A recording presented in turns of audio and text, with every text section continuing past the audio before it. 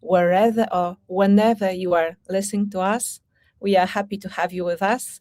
And today, the title of the webinar, How Tech Leaders Set Boundaries and Prevent Burnout, is something that is really important for us nowadays. And the let's say, initiative that started this webinar was the report of Strong Women in IT 2025, and the data and the outcome of this report we'll mention today webinar. So without further ado, let me introduce three amazing guests that we are having today, three guests that represent totally different area of their work, and they will show us how they set boundaries and how they prevent the burnout in their work. So let's meet Katarzyna Jóźwik. She's the CEO of Smartni Grupa ONI. Hello, Kasia. Hello. Nice to see you. Krystyna Widziu, Global Manager, Marketing Community at UiPath. Hello, Krystyna. Hello, everyone. Nice to be here. And Maciej Bocian, Head of Data Services and Storage at HPE. Good afternoon. Happy to be here. Super. So, ladies and gentlemen, let's start. And maybe we can start with the introduction. So, Maciej, maybe you can tell us more about what you do, what's your responsibility, how your typical day looks like. Okay, so I work at Hewlett-Packard Enterprise. I lead the business unit, so data services and storage, so everything related to storing and managing data. We have plenty of amazing products and services, and well, what we do, we sell solutions to customers' problems, right? So we try to find how to best address the issue that the customer may have and find a solution and sell the best suitable product or solution. We have to coordinate with other business units. We coordinate with the sales departments. We have pre-sales, we have sales. So it's a lot of, in fact, in this position, it's a lot of coordination and decision making, right? So sometimes it's like solving urgent problems. Sometimes it's like strategic planning, and all the time it's like mixing all of this together, right? So if I look into my calendar, at this moment, it's difficult to find an empty of May, for example, right? So the most difficult part of this is like to find time to address all the topics that all the people might bring to you, right? So because you are the one who has to make sometimes the tough decisions, right? So you have to be available to the team members, to the business partners, to the customers, almost all the time, right? So yeah, it is challenging. So thank you that you found the time to be with us, because I guess that wasn't easy. So thank you for being today with Strong Women in IT. Krystyna, could you tell us more about your work? What are you doing? Well, currently I'm actually building community at UiPath, which is one of the top software companies, certainly in Romania. So UiPath is a Romanian unicorn. But currently, we are listed on the New York Stock Exchange, so we're an American company currently. I build the EMEA and the global community, so I take the care directly of our entire EMEA area, also global programs. And we do a lot of different things spanning. We are under marketing officially, but essentially we take care of the whole user group that lives inside UiPath community, this meaning more than 3 million people, and cater to them through engaging them in programs, training programs, certification programs, dedicated sessions. We're trying to segment and target different personas. So we are taking care of our users and user adoption in UiPath, I would say. But this across languages, regions, and so much more. So, yeah. Yeah. There's no space for boredom when I listen to you. Kasia, and please tell us about you and what you do at Smartni. Yes, it seems it's a complete diversity because I represent a completely different sector. I'm CEO of the digital lender, the biggest in Poland in terms of outstanding, serving almost 200,000 customers. So within my role, of course, I oversee the general operations, including business development, product development processes, risk management, collection, technology development, all you can imagine, including compliance, legal, regulatory aspects, because this is regulated activity. Also in Poland, within SmartNey, we have competence center, which requires international cooperation, as our role is to support other markets in digital lending business development, for which we are perceived as know-how center. On top of my regular work, I would say I'm also a supervisory board member on BPC Equipment Solution, which is leasing company, a part of the group, financing group in which SmartNey also operates. And last but not least, I'm also in board of Association of Polish Financial Companies. So in fact, when you merge everything, it is quite a complex and demanding to being everywhere. And also cooperate at local and international levels. So it's very interesting to be here and share some experience because it's somehow doable. Yeah, I guess that you have lots of experience from your side, how you manage with, yes, Dota wrote that she hopes that this webinar will help her with work-life balance. To be honest, maybe this will be something good for the start. Do you believe in work-life balance? Like that there is like a strong barrier, that there's clear boundary that I finish my work and I start my, let's say, private issues, private topics. Because I won't tell you my view on it, but Christina, how do you see? Do you think it is possible right now to simply say, now I'm logging out and now I have my private life?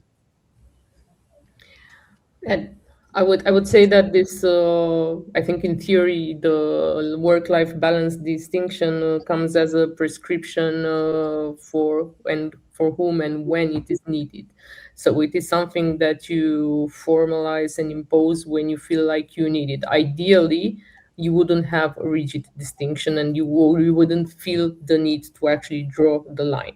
But as it happens in so many often cases nowadays, you cannot help but having to draw that line, because I think the difference between what we are used to or perceive as our life and between what we do as the work we deliver is quite high.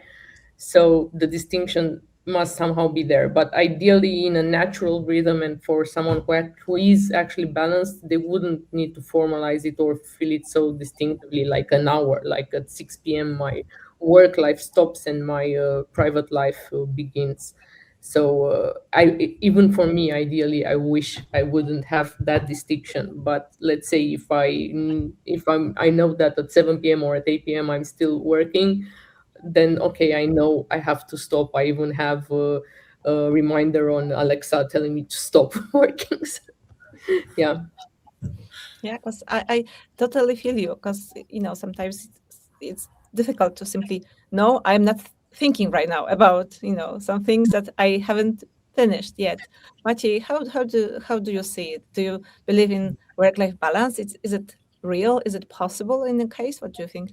I think it's the higher you are, the more difficult it is to have the proper work-life balance, right? But then the more experienced you are, the easier it is for you to introduce some kind of work-life balance. But I don't think that you can simply switch off after 6 p.m., for example, right? Because it's not always possible. But I think you can achieve a kind of balance when you have the team that can work independently without all the time depending on your decisions and your actions, right? So if you have people who are skilled enough, smart enough, and also follow some rules, then I think you don't have to introduce the strict rules, because it becomes like a normal way of working. That's it's like a well-oiled machine.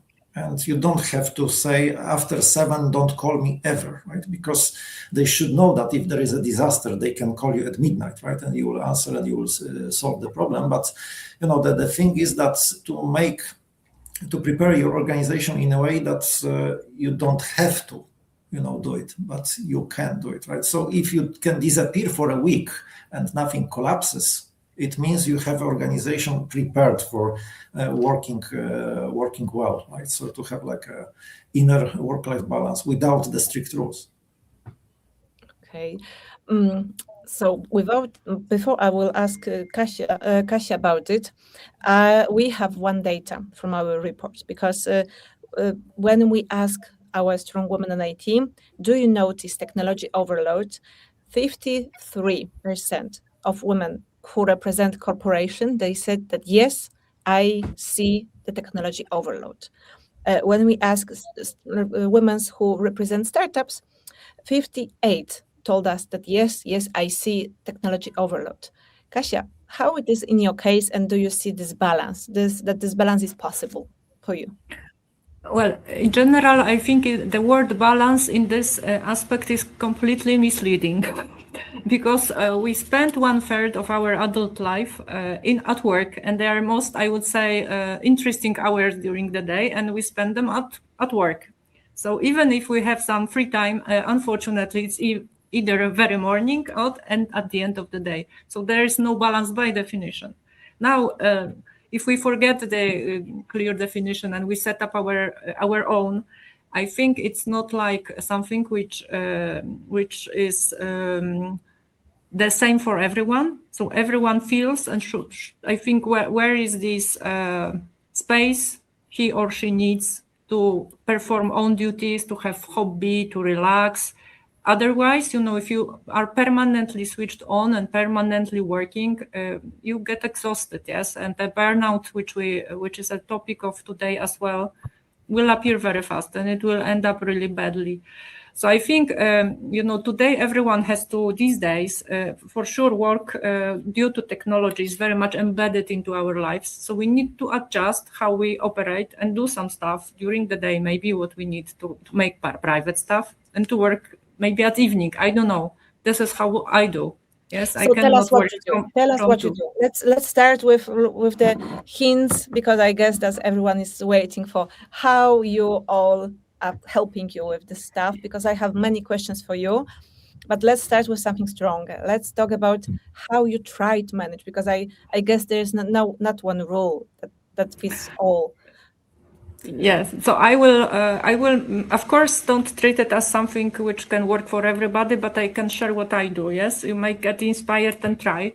For sure, I use only one calendar. So I have one calendar for work, for private stuff, and for work-related items. And this is digital calendar, or this like is digital. This is digital calendar. But this is split by colors. So I see which items I have to do, which items are private, which are job related, which have which priority, which are movable, which are not. And I try to adjust in order to do what I have to do and I want to do and what works for me. And there is always space for sport activities. And periodically, depending on the, I would say, intensity of work, there may be more or less sport. But of course, there is a place for that. I see when I have to, organize some things which are related to my private life. It is in my calendar. I have to find space for that. I cannot imagine having my calendar fulfilled by 30 minutes meeting after meeting, and then being totally exhausted and unfocused, go and smile and spend time with my family. It would be exhaustive. So from my perspective, it works like that. But so of course, Kasia, sport is something that helps you to find like you in these tasks. As an example, yes, I do Nordic walking. Of course, I do. I read a lot. So I try to find things which allow me to forget about work and switch off. But what is the key for me is that I have a good calendar. So I know I have free space when I have free space. I know when I have time only for me. I know that sometimes I have to work later. This happens as well, let's be honest. And sometimes I know that I have to do private stuff during the day, let's be honest. But I manage this in order really to be effective. I cannot imagine different way. Actually, I tried to do differently, but this is what worked for me, I would say, most effectively, especially when the number of tasks increases. That's the best. During the weekend, when I was preparing to this webinar, I watched Simon Sinek pitch, and he mentioned that when we try not to work after hours, not to work in the evening, it's not so good for us if it is like strictly, no, I won't be working during the weekend. So if we are flexible, that sometimes we agree, that sometimes it's for our well-being, for our head, because we have still in our to-do list lots of things.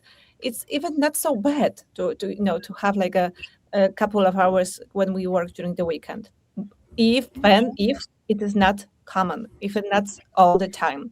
But from time to time, it is really best for us because it prevents us from burnout on one hand, and it shows that we are engaged and we are doing something that we truly love. So I understand you, Kasia, that you need to have like a focus and your way of setting boundaries is simply sport or your hobbies. Exactly, and finding time really for for work and not work. So I try to mix. It's embedded, and the beauty is that I love the place I work. Yes, and I love working. If you have to do things which are not when you are in place, I can imagine people may be in place which are not so. I would say preferable for them, but they have to be there. Probably it wouldn't work. Yes, because then it's different story. But let's assume we work when we want to work, yes. And the culture supports that.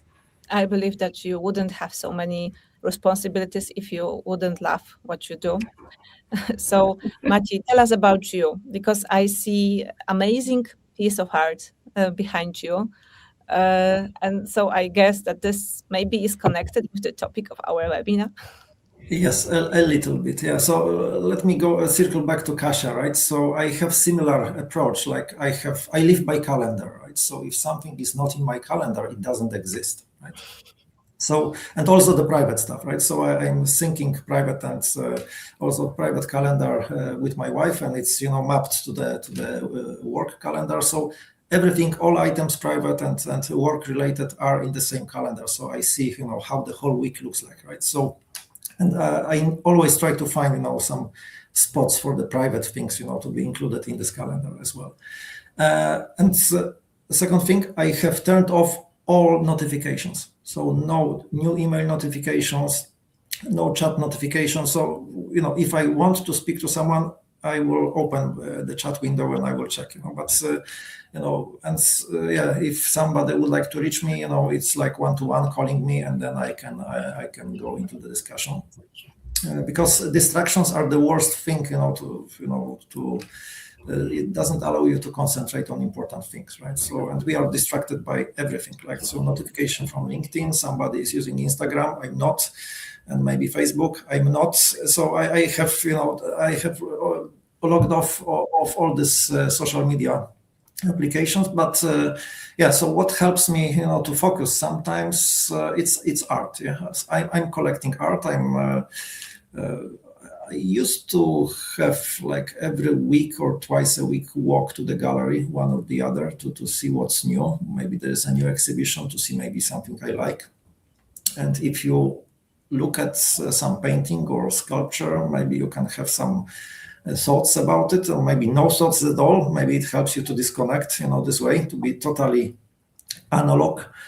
And sometimes after a short break, you can get an interesting idea, that can be work related, that, you can have some brilliant solution to some problem that was bothering you for the last week or two, right? So it's like last week I had this kind of the brilliant moment of aha, this is how I do, some solution to the problem that I had, right? So sometimes you have to let things go, right, and disconnect, and really disconnect, to forget about the digital stuff and go into the physical world, right? So we are surrounded by beautiful things, right? So but Kasia also mentioned that before work or after work, she is doing sports. I have like a morning routine as well. I have a little gym at home, right? So before I start my work duties, or before I go to the office, I do the little exercises every morning. And during weekends, sometimes together with my wife, we do the meditation, like a breathing meditation. So that helps us, to find some different kind of energy, for the whole day and restart somehow.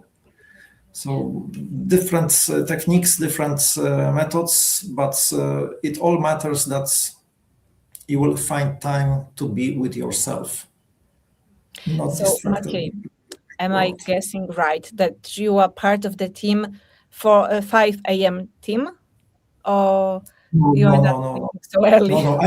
I'm the owl. So, but yeah, I was checking when it will be the best time to find time for myself, in the evening for this exercises or in the morning, and I have tested it, and morning works better, but definitely not 5 a.m. No. Okay. I tried because I test everything connected with how to be more efficient. It's really tough at, let's say, 6 p.m. because you are so drowsy. You just dream about bed, and the whole life already started because the work is off, but the home is on, and now the home duties start. So yeah, no. For me it's not my case. Christina, how about you? How you manage? Because I still have many questions, but I cannot talk about setting boundaries before asking you about how you're dealing with it simply right now. What's your hints for people for managing your time and your duties and your passions and your life here? I have similar methods like Asha and Maciej. So I also have a single calendar. It's actually my Outlook calendar, but it's also color based, and I have blocks like slots which are blocked every week for things which I would like to consider as personal non-negotiables. So those have a different color, and they are for, I don't know, lunch, therapy, sports, other types. I can delete them myself. In like, if I want to override them myself, I will override them, but I know they are blocked in my calendar every week.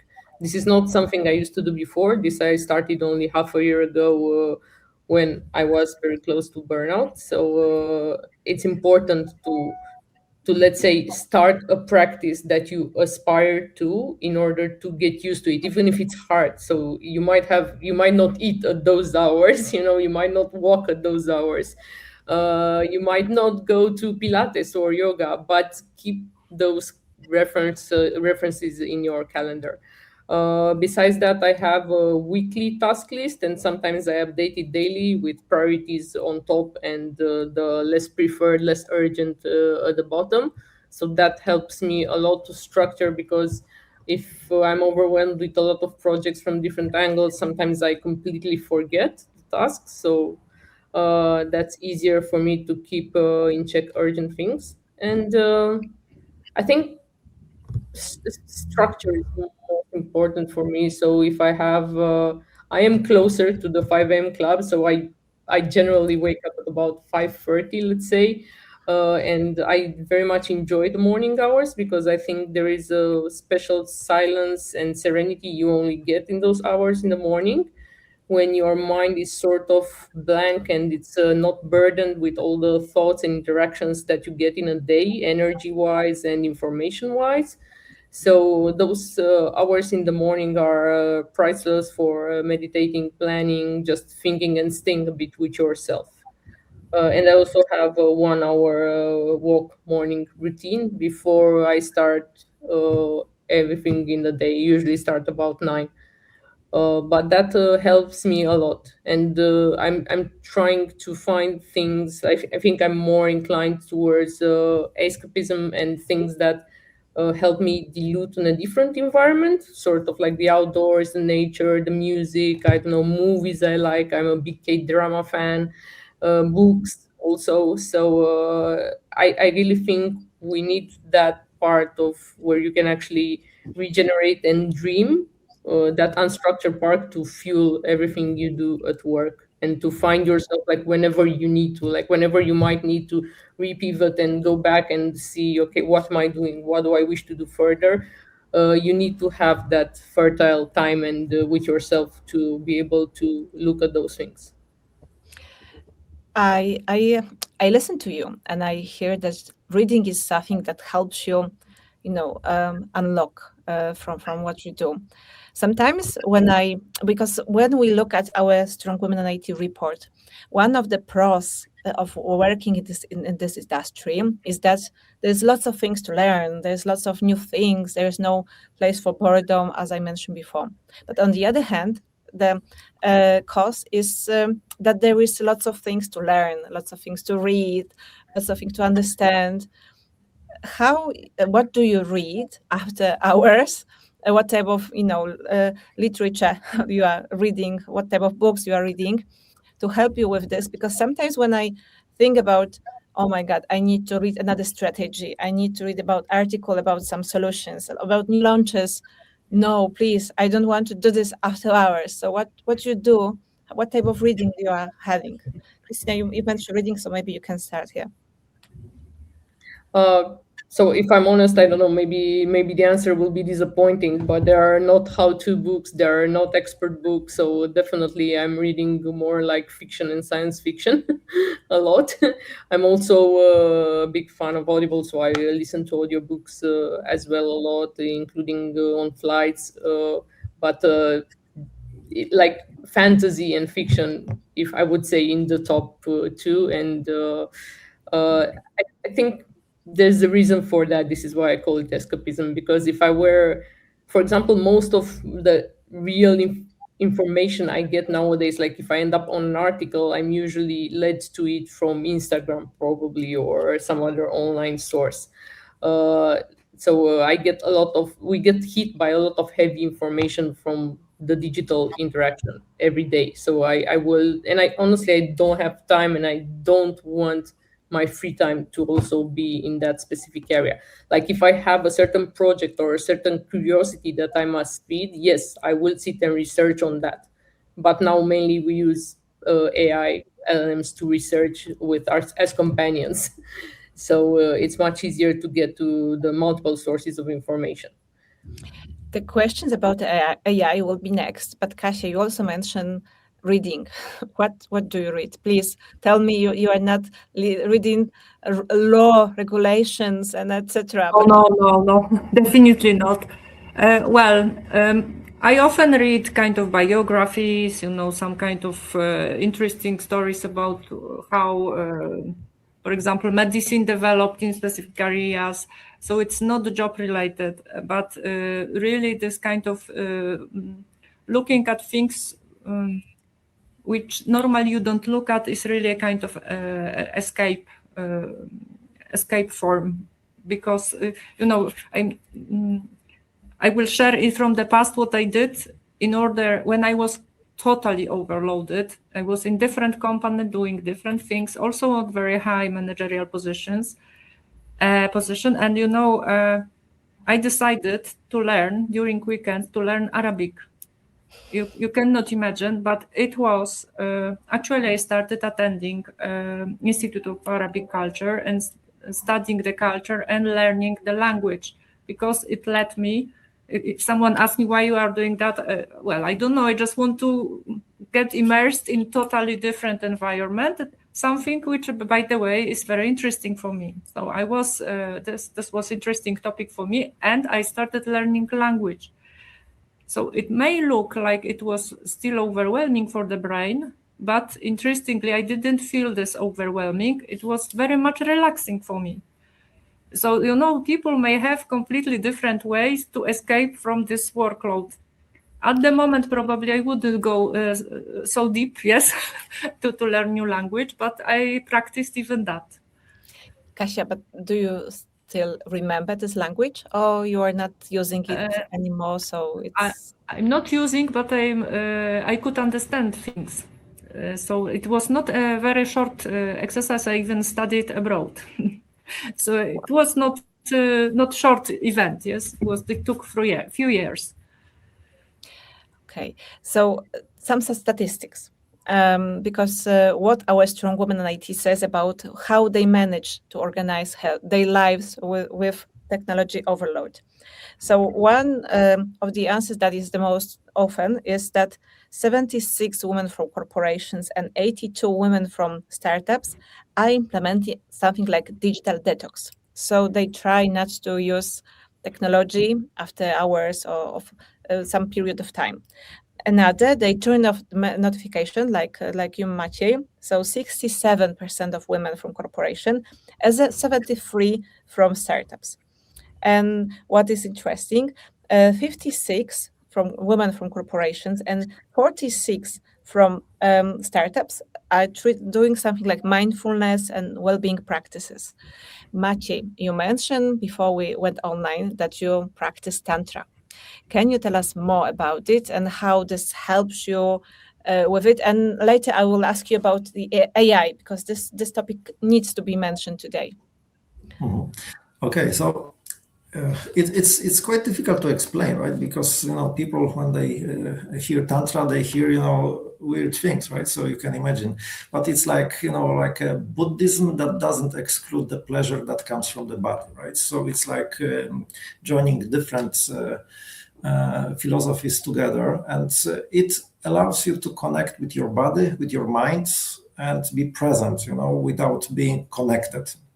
Because, well, if you go for some kind of retreat, like Anita, you do, you disappear for a week, you have no phone, no laptop, sometimes you are not allowed to speak, right? And you have to be with yourself, right? Of course, there are interactions with others, like some exercises, like sharing, but besides of this, you're on your own with yourself, right? So, these are the really good moments, right? So initially I was a little bit scared, right? How can I disconnect for 1 week, without having a phone, without being able to call anybody or, SMS or text or to the WhatsApp.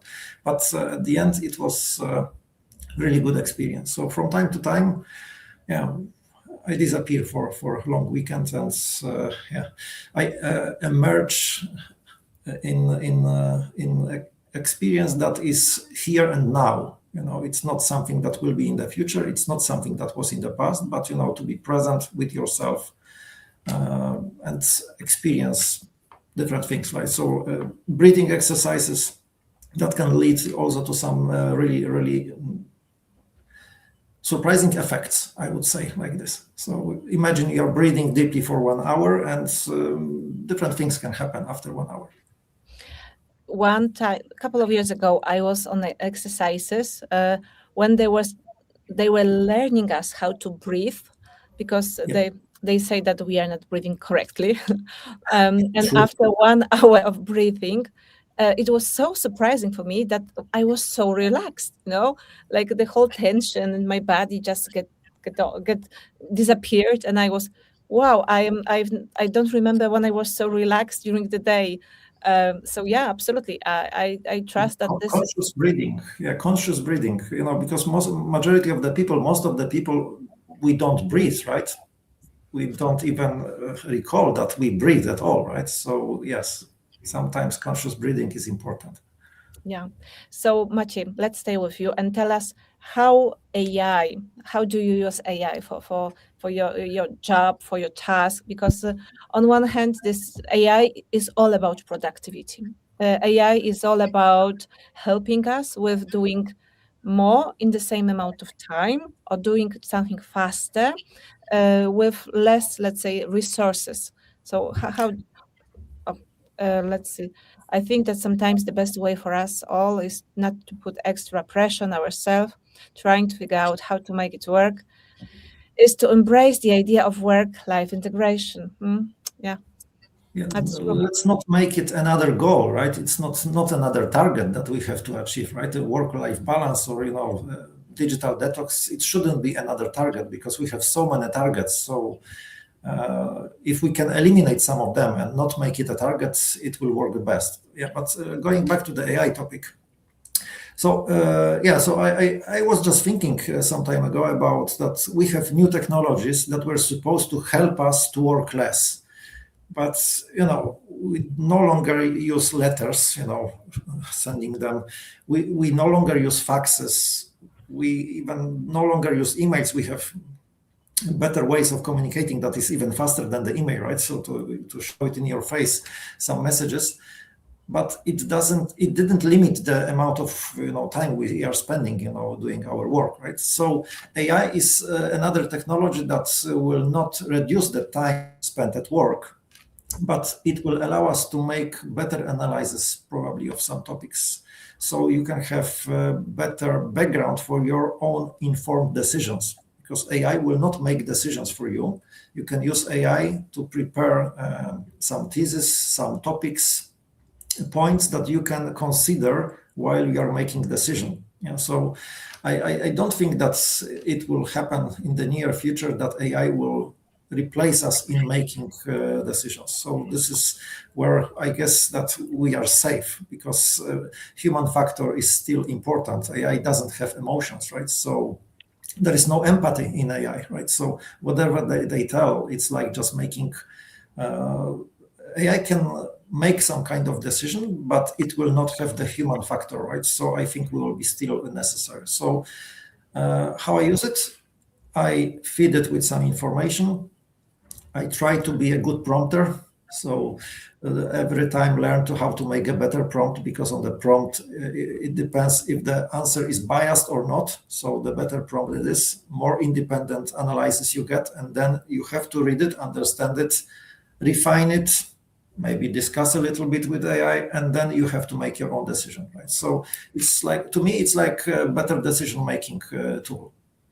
Sometimes it helps me to rewrite some posts, because I prepare some posts, some ideas, and it finds some errors, grammaticals, and sometimes, it looks better after AI is processing it, but it will not replace completely human brain. So the way you see at AI is not to make you work faster, but it's to make decisions at your work that are, let's say, you have broader view on the data, you have more information, and you have different, let's say, angles mentioned in the answers that AI is giving to you. True. Yeah. So I think that with AI we can have really better informed decisions. So it will not make us work, twice as fast as we used to work before. Okay, Kasia, now I'm looking at you and I'm interested how AI is in your daily job, how you use it for automation, because Christina represents totally AI automated organization, because they have like a product connected with AI strictly. But Kasia, how you use it to help you with all the tasks you are having? Yes, so I can express my personal experience and also mention how we work in organization on AI. What I use it for, actually I am a little bit geek in terms of technology, so I always try new. I learn how to use it, optimize, and this is very interesting for me to find the best result out of what I'm doing. So I noticed that the value which AI brings is not only sometimes very fast information search, but the biggest value I see is that in situation when there's a lot of information, AI is able to simply structure the information in a way which helps me. So it would take me much more time probably to group information, to come to specific logic, while AI does it very fast. If it doesn't work for me, I do another prompt and it helps. But I see it's very, very helpful. So in fact, I don't use it to the decision itself, but it helps me thinking. Of course, it's just an example, but this is most often. Also, when I see, there are less very practical examples when sometimes people still continue writing very long emails. Actually, I write Copilot to summarize the key points because I want to save time. Also, it's about rewriting some messages because, when we communicate with different cultures, with different on different topics, sometimes Copilot, for example, can support the proper communication style, etc. And of course, within the company, we also have AI tools. So people use it for different really purposes, depending on their function. So they may be used for analysis, for analytical stuff, etc., etc. Very, very useful, but not replacing people. That's important. On top of of course, processes which can be easily automatized, like, I don't know, classification of emails into specific categories or preparing answers that can be optimized, but human factor is very, very important. I think what is very important is understanding, because I noticed that actually people don't know how AI can help them. So that is a really worth underlying, that there is plenty of webinars, tutorials, so you can listen, you can read, you can watch, whatever, which will open your eyes how many things you can do using AI, but people have no clue about this. So what within the organization, we try to feed organization with the information steadily. You can do this, you can do this, please see this. And then people select what is important for them. So this is, I think, very good practice, which I may share.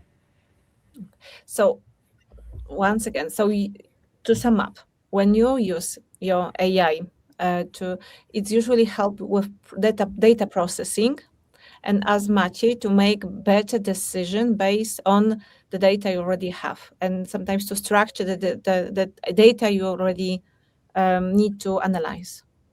Well, for decisions, it's rather human aspect. So having structured information, I usually consult with people if there is serious decision. If this is small, of course, it's a different story. But when the decision is big or more complex or applies to a number of customers, I wouldn't rely on AI advice only, but it helps in structuring information and pointing out some aspects. So it's helpful in decision, but I wouldn't use it in our organization to just take decision. Yes. Okay. So Christina, now the question goes to you, because you as a AI agents organization, I believe that this is something in your DNA, AI. So how do you use AI in the community building, in the events organization? How this helps you, in the day-to-day basis? It is definitely in the DNA of our organization in the terms of what our platform currently offers. And I think it's very much in like the desired fabric of every organization nowadays to integrate AI. I mean, this started more than a year ago, and I think when most managers didn't exactly know what to put their hands on and choose in terms of AI, but the budgets were already released for the integration. So I think the moment we are now can be, especially given our subject today, I think the angle I would touch it from would be this fear of AI and the pressure that comes with AI, because it's pretty real, at least from the people around me. I don't know, colleagues, friends, whatever you hear. I mean, a lot of people are questioning their jobs and how AI will affect this. It is certainly a progress that cannot be stopped, but I think it's a progress that can be very befriended and manageable, let's say. So approached in the right way, and can also be beneficial in many ways. So me personally, I use now AI for a number of things, like daily, certainly, I don't know, I would say for almost anything, but not quite. So I use it for personal projects, for professional projects as well. I even do therapy and exercises with AI. So I have an AI companion for that. For Yeah, shadow. no. How you exercise with AI? I need to ask this question. So it's very easy. Like if you give the AI, like if you enable memory and a good a paid license for AI, like it will certainly keep the data and the insights gained from the conversation. I have a lot of projects open, some personal, some related to work, some related to other quests I might have, some medical also. So I use also for medical research AI a lot. And I do have I do discuss some things with my therapist, or I notice I have a certain problem that I want to fix, and then okay, I ask, what are your recommendations for this, or what can you or we have a schedule of shadow exercises and I get a recommendation of 5-10 minutes exercises for that day.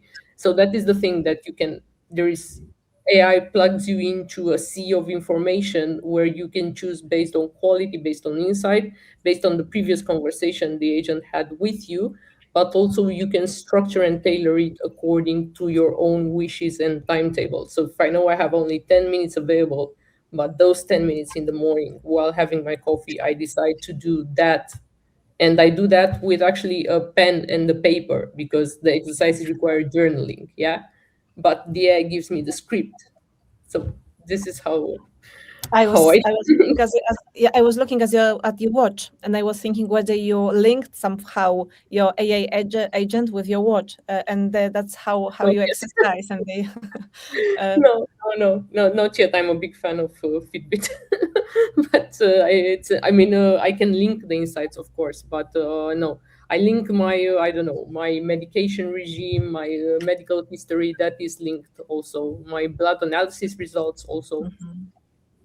So yeah, I have a, it's a compendium of I think the winning side is like for you as a person, let's think, not to get a bit out of the fear sphere of workplace and AI. I think for you as a person, the differentiator and the value gained is that you get to have this parallel and this broad spectrum of information, and you get to build bridges, and that AI will extract for you across that information. So there are things that you might not be conscious of yourself or have the time to process and notice, but AI will notice them for you, and it will say at some point, but given your current load, given your history, I would say I would recommend this to you. And somehow those are two dots that you never connected. I don't know, there can be two medications that you take, or there can be some data about a project or work that you placed there. And AI will connect two dots, which might be in very different spheres that you wouldn't have connected, but which actually can have, let's say, a causality and an effect that you should mind. I have one of the last questions for you, and it's connected with how I observe the way we communicate nowadays. Because a couple of years ago, there was like a term rat race. Yeah, rat race. There is rat race. Um, and think about you in the past and imagine that you are giving some advices for young women and young men who may listen or watch us, who are not in the position where you are, who need to work for promotion and show that they can be someone else, someone higher, have some higher position. Do you agree that there is? Do you see maybe around your team or around simply in the typical nowadays discussion that they still function the term rat race, or it is simply replaced by the term ambition? And so there will be two questions in one. So do you see that this term is still working? And if you would be you to have chance to give like someone who is in a position for looking for promotion, who needs to show that he or she is really worth being promoted, which sometimes is connected with more information processed, more projects successfully done, what advice would you give to this person? Maciek, I'm looking at you. The rat race and the advice. Yeah. So what I see, I think that first of all, we should learn how to distinguish between who I am and what I do, right? Because sometimes, people can get burnt out. I want to be promoted, so I work hard, and they lose the part who I am, trying to, catch what I do, right, and what I want to do, right. And if they don't get what they want, after some time they can simply get the burnout, right, because if you constantly all the time you push, you want something extra, you run in this rat race, even if there is no rat race, because you are running against yourself.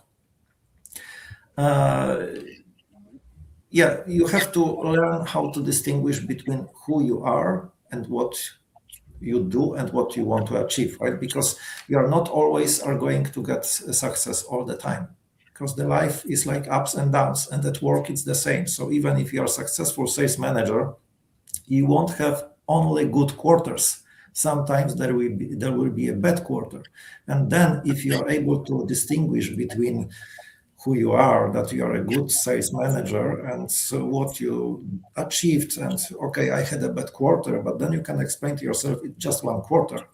So it's like when somebody wants to get a promotion, if it doesn't work according to the plan, it's not you, it's just maybe the situation. So and simple advice, if you want to be on some position in the future, just act today as you are already in the new place. So behave, communicate like somebody with more, higher up, right? So just do the things you imagine that the person on the new position would do. More responsibility. Of course, there has to be some limit, because you can overload yourself, right? Trying to achieve, the level up. But so this is why I'm saying that very important is the distinction between who you are and what you do. Yeah, I know that this is the tough question, but I needed to ask this after we take the basics. Kasia, how do you see that this term rat race is used, and what advice would you give to someone who wants to be promoted, but we don't want them to be overloaded and burn out? Yes, I think if someone is in a company in which rat race exists, probably it's a tough choice. There are companies with cultures where don't see or don't accept even such a behavior, because it's at cost of the others. What I find much more interesting and valuable for the company and employees and individuals is valuing teamwork and common output, which never is individual. So coordinated work, teamwork is something which these days is much more healthy, I would say, much healthier, and brings more personal value. So today, if someone asked me to assess an employee, I wouldn't look at his personal abilities to run faster. It's about how the person cooperates with the others, is the person effective, respectful, etc., etc. So there are much more values than only being an expert in something and proving I can do it. That's first. Second, I think people are very ambitious, and this is very good. But it's important to be not over ambitious and try to please everyone. It's probably much more effective to focus on things which deliver value.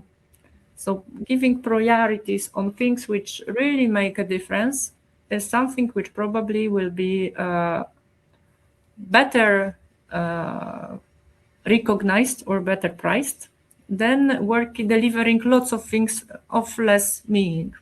So that probably would be my advice. Just try to, on top of what Maciek said, which I find very wise, of course, I would add these suggestions, just not allow ourselves to get totally burned out, just trying to prove we are fantastic every day, and we have to prove we can be only successful. Ups and downs are normal part of life.